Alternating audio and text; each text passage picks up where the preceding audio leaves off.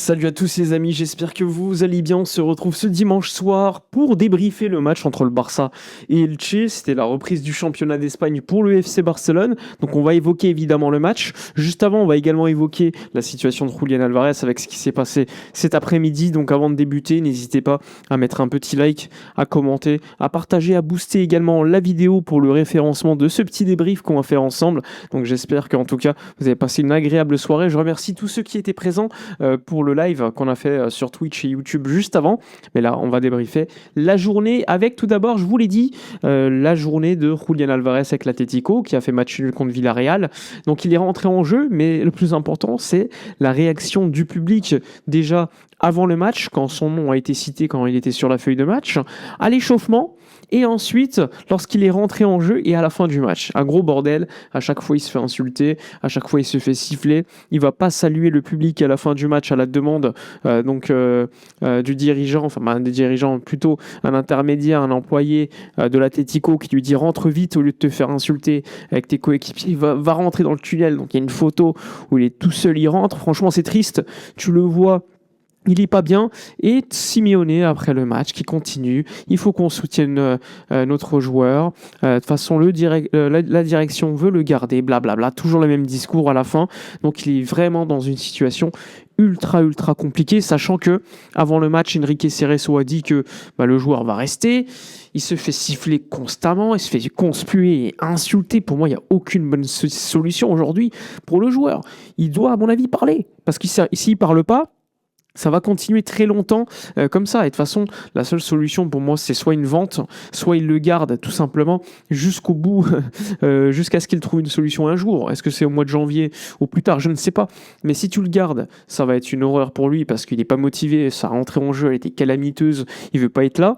Donc, il ne va pas être performant. Donc, il va perdre en valeur. Soit tu le vends. Et dans ce cas-là, l'Atlético pourrait maximiser, même s'il leur reste très peu de temps pour le remplacer. Mais au final, c'est peut-être mieux de pouvoir remplacer un joueur qui ne veut pas être là, avec d'autres joueurs qui, eux, veulent être ici et pourront performer. En tout cas, l'Atlético a fait match nul. Ils auraient pu même perdre le match contre Villarreal. Attention, Villarreal, c'est une très bonne équipe.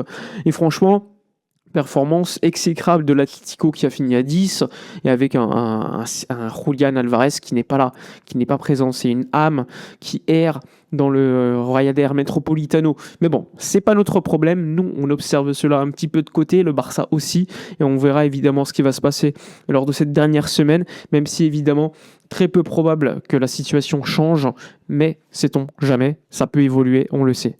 Maintenant, parlons un petit peu du match du soir du FC Barcelone contre Elche à l'extérieur. C'était le premier match de championnat de Liga. Donc moi, je vous avais pronostiqué avant le match victoire 2-0. Une équipe largement remaniée par Hansi Flick. Déjà, il n'y avait pas Baldé dans le groupe, on en a parlé à midi. Flick a confirmé qu'il ne le sentait pas à 100% et qu'il valait mieux qu'il reste chez lui, qu'il parlerait avec lui demain. Donc c'était plutôt Xavi Espart à gauche, défense centrale Christensen, Gérard Martin à droite. C'était plutôt Eric Garcia et Joan Garcia au but. Le milieu de terrain Bernal Gavi, Andis Fermin sur les côtés, Adeyemi à gauche, Lamine à droite et en neuf. C'était Rafinha, surprise. Moi je pensais que c'était Adeyemi qui allait jouer neuf, finalement non, c'était bien Rafinha. Et honnêtement, match première mi-temps compliqué avec une équipe de Elche qui aime avoir le ballon, qui aime relancer. Moi, je l'ai tweeté. Le Barça aura beaucoup de situations lorsqu'il y aura des récupérations de balles parce que Elche aime jouer au ballon, aime prendre des risques, aime tout simplement sortir les ballons proprement. Et parfois, techniquement, ils n'ont pas le niveau des joueurs du Barça. Donc, en cas de perte, ils peuvent se faire punir. Ils se sont fait punir sur le premier but comme ça, avec un penalty provoqué par Rafinha. Rafinha est définitivement l'homme providentiel de cette équipe. Et le deuxième but du Barça avant la mi-temps de Karim Adeyemi, ça revient cette fois-ci d'une perte de balle. Fermin pour Lamine qui lance Rafinha qui va faire une passe décisive pour Karim Adeyemi pour marquer le 2-0. Mais honnêtement, en termes de prestations à la mi-temps, tu mènes 2-0. Mais honnêtement, Elche était très intéressant. Beaucoup plus intéressant que le Barça dans le jeu. On n'avait pas le contrôle du ballon. Clairement, Elche avait beaucoup plus le contrôle. J'ai beaucoup aimé Villar au milieu de terrain. Très bon. J'ai beaucoup aimé également, je crois que c'était l'ailier droit de Elche qui a fait beaucoup de mal à Xavi Espart, constamment lancé dans la profondeur pour faire beaucoup de mal. Et j'ai pas aimé notre milieu. Gavi, qui s'est blessé d'ailleurs, il faudra checker ça à la mi-temps. s'est blessé juste avant la mi-temps, remplacé par Pedri au genou, la même blessure, en tout cas le même genou où il s'était fait opérer l'année dernière. Franchement, ça fait un peu peur, mais espérons rien de grave. Il faudra attendre les tests. Mais j'ai pas aimé le milieu de terrain. Aucun contrôle de jeu. Et là, tu as vu, Pedri, il est rentré avant la fin de la première mi-temps. En 2-3 minutes, il met le ballon, il met le pied sur le ballon et voilà, quoi. C'est le Barça qui a le rythme, c'est le Barça qui contrôle le jeu. Et on n'a pas vu Lamine en première mi-temps, très très peu, même s'il est sur le deuxième but. Et franchement, on avait tellement peu le ballon, on jouait que sur des contre-attaques, c'était pas beau à voir jouer, aucune association sur les milieux. Eric Garcia qui jouait défensivement constamment, il a fait un sauvetage à un moment donné en première mi-temps, un bon retour. Mais globalement, j'ai pris aucun plaisir en première mi-temps. Aucun. Parce que Elche, certes, c'est une équipe qui joue au ballon, qui sort bien les ballons, etc. Mais le Barça, honnêtement, c'était une équipe typique allemande, là. C'est-à-dire, on attaque les espaces, on joue en contre-attaque. Mais moi, ce qui m'intéresse aussi, c'est de voir un Barça qui peut faire les deux. Et en première mi-temps, j'ai pas vu un Barça qui est pas capable de contrôler le tempo du match, contrôler le ballon, et tantôt attaquer l'espace, faire mal en contre. Nous, on a fait que mal en contre. Ça a marché, hein, parce que c'est Elche en face. Et qu'on a fait largement tourner cette équipe. Tu vois le Barça là, tu as 3-4 joueurs qui seront titulaires quand on aura tout le monde. Honnêtement, le milieu de terrain, je pense pas qu'il sera titulaire. Peut-être Fermin en 10 ou Olmo d'ailleurs, mais globalement, à part Lamine Yamal et Rafinha en attaque, on sait pas qui sera titularisé, peut-être pas dans ses positions sauf Yamal. Sinon, en défense, aucune garantie que Eric ou Koundé soit titu. Je pense que Eric est devant, mais honnêtement, en première mi-temps, on n'a pas vu les associations avec Lamine Yamal. La défense centrale, j'ai bien aimé Christensen, mais encore une fois, est-ce qu'ils seront titularisés les deux? Je pense que Koubarsi prendra sa place au moins lui. Et à gauche, Xavi Espart a rien montré en première mi-temps offensivement. Et j'ai envie de te dire, il a beaucoup souffert. On jouait constamment du côté de Elche. Sur son côté, il faisait évidemment tout ce qu'il pouvait. Mais bon, c'est pas son poste idéal. Lui, son poste idéal, c'est plutôt latéral droit, voire milieu de terrain. Et honnêtement, il était largement en difficulté en première mi-temps.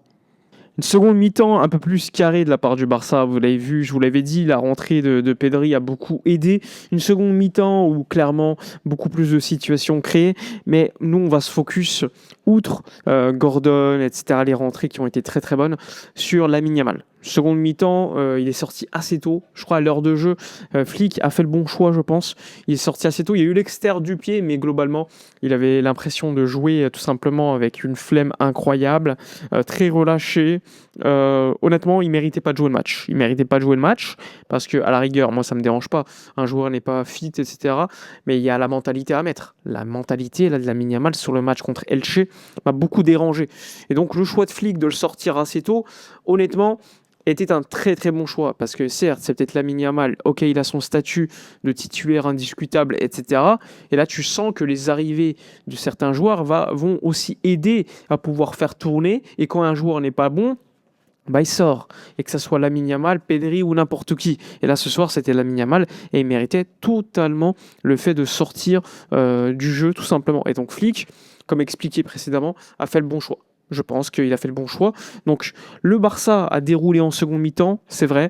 Moi, ce que je veux noter en seconde mi-temps, c'est surtout la reprise du contrôle du jeu qu'on n'avait pas forcément en première mi-temps. Vous l'avez vu, hein, quand Pedri rentre en jeu, Pedri aide beaucoup plus, fluidifie le jeu, il y a beaucoup plus de tenue de balle. Et globalement, forcément, avoir un joueur comme ça dans notre jeu, ça aide beaucoup. Ça a aidé ses coéquipiers, ça a aidé Bernal notamment, je trouve. Et globalement, on était beaucoup plus haut sur le terrain. Beaucoup plus vu également Xavi Espart monter, et globalement défensivement Gérard Martin a fait le job avec Christensen, c'était solide. Mais les rentrées en jeu, moi c'est ce que je voulais évoquer.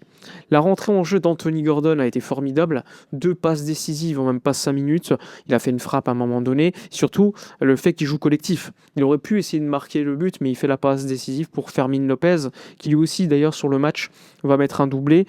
Globalement, Fermin en première mi-temps, moi je l'avais trouvé pas dingue. Ok, il met beaucoup de mentalité, etc. C'est ce qu'on attend de lui. Il met du contre-pressing, il fait des fautes. Mais en second mi-temps, on voit le Fermin puissant. Notamment le deuxième but de Fermin, le contrôle orienté est incroyable. Et il marque le 5e but tranquillement. Mais moi, ce que je veux noter globalement, on a eu 2 matchs. Un premier match en première mi-temps très compliqué, un deuxième match en deuxième mi-temps tranquille. Il y a eu un arrêt de Joan Garcia sur un face-à-face globalement. Il y a un poteau également de Elche en seconde mi-temps. Mais globalement, le Barça était bien supérieur. 5-0, Manita, tu commences à l'extérieur, tu en mets 5. Honnêtement, je ne pensais pas qu'on allait en mettre 5. Finalement, ça a été le cas. MVP pour moi, Rafinha. Rafinha extraordinaire, il a fait un match pléthorique, une passe D, 2 buts.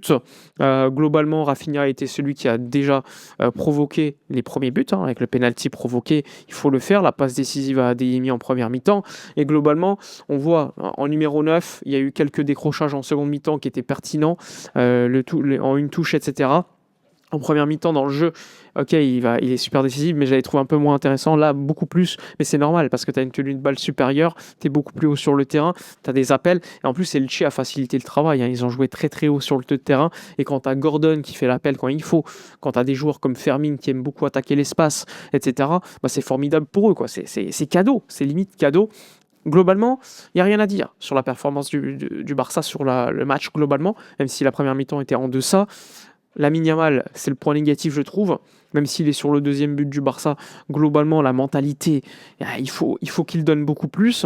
Sinon, on a vu à la fin du match rentrée de Jules Koundé, rentrée de Joao Cancelo. Il n'y a pas eu Hamza Abdelkarim. Moi, j'aurais bien voulu le voir sur cette facette de match. Et à noter, comme je vous l'ai dit, les rentrées de Gordon, les rentrées également Dani Olmo qui a été décisif sur le but. Ouais, franchement intéressant de voir Gordon rentrer de la sorte. Et surtout, en fin de match, on a vu Olmo a fini avec Fermin en espèce de faux numéro 9, ça tournait un petit peu. Et Gordon a joué à gauche. Et à droite, on a vu Joao Cancelo. Alors bon, c'était vraiment pour finir le match, parce qu'on n'avait pas forcément les joueurs qui doivent être là à ce moment-là. Mais globalement, ouais, c'était vraiment intéressant d'avoir des joueurs qui peuvent tourner un petit peu partout sur le terrain. Je voulais noter sur l'un des buts, je crois que c'est Pedri qui fait une espèce de dribble sans tout simplement toucher le ballon. Ça va lancer le troisième but du Barça ou le quatrième, je ne sais plus, mais ça va tout déclencher. Et je voulais le noter parce que Pedri, encore une fois, c'est lui qui change le match d'une certaine manière, même si évidemment on attend beaucoup plus de lui sur certains moments de la saison. Là, globalement, quand il rentre en jeu, il fait la diff. À noter que selon ESPN, Gavi a fini le match en étant plutôt en bonne humeur, donc ça pourrait être une bonne nouvelle finalement. Espérons que la blessure après les tests ne montre pas une grosse blessure au genou, mais globalement, ils disent qu'il a été plutôt pas mal sur le banc, il est revenu de bonne humeur en faisant des blagues avec ses coéquipiers. Donc espérons que ce sera une bonne nouvelle pour Gavi. Voilà, MVP pour moi, Rafinha. Dites-moi dans l'espace commentaire votre avis sur le match, globalement, les aspects positifs, les aspects négatifs. 5-0, Manita, les bonnes recrues qui viennent et qui sont décisives. Que demande le peuple de plus, tout simplement. Voilà pour la vidéo, le débrief. N'hésitez pas dans l'espace commentaire à donner votre avis, à liker, commenter, à booster la vidéo. Nous on se retrouve peut-être demain pour une nouvelle vidéo, etc. sur le mercato. Et d'ici là, comme d'habitude, portez-vous bien.